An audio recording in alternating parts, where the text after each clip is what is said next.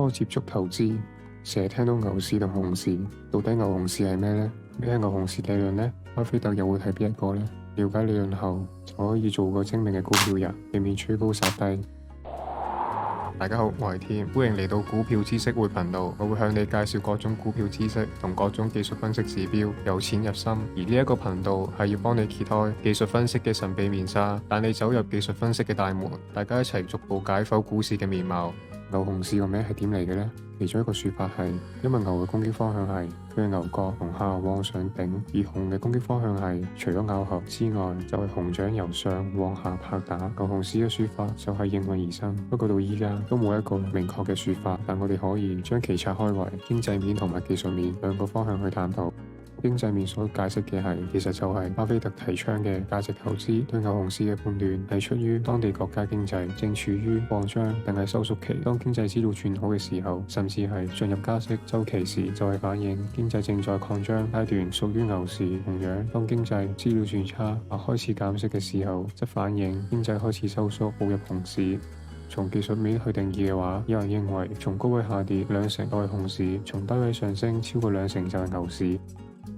不過，股市出現2成嘅波動都頗為常見。如果單憑波幅去定義嘅話，就好容易錯判市況。當然，經濟面同技術面兩者可以出現唔同步或者斷鈎嘅現象，呢一啲落差就會形成唔同人對牛熊市嘅唔同睇法。而事實上，呢一啲都係觀點與角度嘅問題。不過唔理咩說法都好，作為投資者嘅我哋要知道，牛熊市係傳統經濟週期嘅指標，係重要嘅趨勢方向。了解咗趨勢方向之後，就可以協助我哋避免市場雜訊，例如係上市新聞同埋負面投資情緒嘅影響。牛市大部分時候資產價格都會上漲，熊市嘅時候大部分資產價格都會下跌。牛市同熊市皆可分為1、2、3期。有咩時候係牛市呢？有咩時候係熊市呢？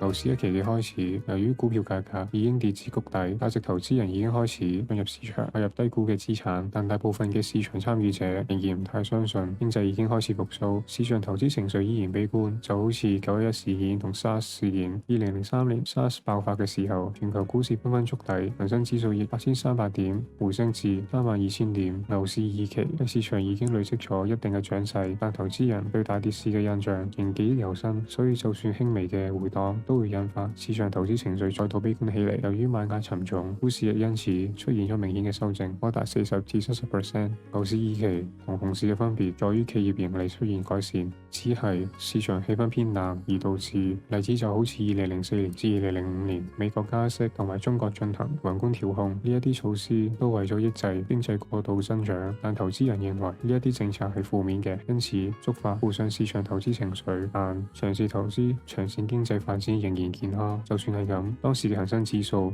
亦蒸發咗一半以上嘅漲勢。牛市3期又或者係企業盈利喺牛市1、2期一直上升，令到投資人習慣咗多頭嘅節奏，而忘記咗空頭嘅感覺，所以願意越買越貴，甚至到咗瘋狂嘅狀態。例子就好似2007年廣股直通車，當時仲未開通，市場就開始自我興奮，恒生指數只係用咗1個半月嘅時間，就由19000點升至32000點。當時大家茶餘飯後坐車嘅話題都離唔開股票，網上討論區亦充滿咗辭職炒股嘅貼文，但大家忘記咗美國嘅次貸危機早喺2006年至2007年嘅時候開始萌芽，形成泡沫當中。後來美聯儲局即使降息，投資人亦以為係好消息，冇理會政策，最後導致泡沫爆破。